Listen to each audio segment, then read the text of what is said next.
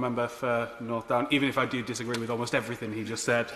And can I also thank the benches opposite for giving us the opportunity to not only praise the union, which we're always very welcome to do on this side of the House, but also to reconfirm to the millions of people up and down the country, including more than 1 million people in Scotland and a clear majority of people in my constituency, that when they voted to leave the European Union, we will still be delivering on that commitment.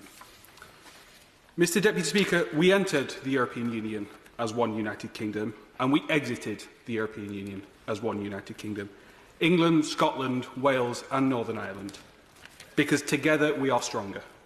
The COVID-19 pandemic has shown exactly that. Scotland has been able to benefit from over £13 billion of support from this government, a government of the Conservative and Unionist Party, protecting jobs, businesses and livelihoods across every part of our union. But despite all of this support, the SNP still believe in tearing themselves away from their most important trading partner. The UK's single market, as they know, is over 3 times more important to Scotland than the EU single market. Ripping that up would be the real act of economic self-harm. But if they're saying in this debate that they have seen the light and actually now value such economic certainty and the financial protection they get from being part of a union, then I know all of us on these benches would be delighted and we can finally wave goodbye to their divisive separatist agenda. Because they are right that businesses do need certainty, and that's exactly what we've provided since I was privileged enough to come to this House in December. Businesses in every part of the UK now know that on the 1st of January next year, the UK will operate its own independent trade policy with our own tariff schedule. Mr Deputy Speaker, the COVID-19 pandemic has created great challenges around the world, but we have risen to them and we've adapted. People are working from home, businesses are using new technology, and our negotiators did the same.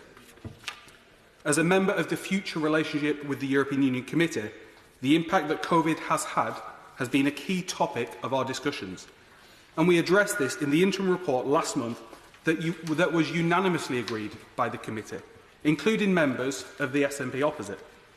As part of that report, we took evidence from Mr Frost, Mr Barnier, trade experts and others, and that evidence highlighted that whilst the pandemic has disrupted negotiations, they've slipped by only a matter of weeks. They're still taking place virtually, now face-to-face, intensified, and there is now a real impetus to get a deal done. But whatever the outcome, things will change at the border. And as a result of this government's announcements, those changes are known and already being prepared for by businesses across the country. So those on the benches opposite ought to be transparent about their motives. This is not about the UK leaving the EU. This is about their separatist agenda. Even if it was about the transitional period, they know as much as anyone else in this House knows that sometimes it doesn't matter how long negotiations last. If positions remain diametrically opposed, no amount of stalling will result in an agreement. And I, for one, will not break the promise I made to my constituents in Burnley because of EU intransigence.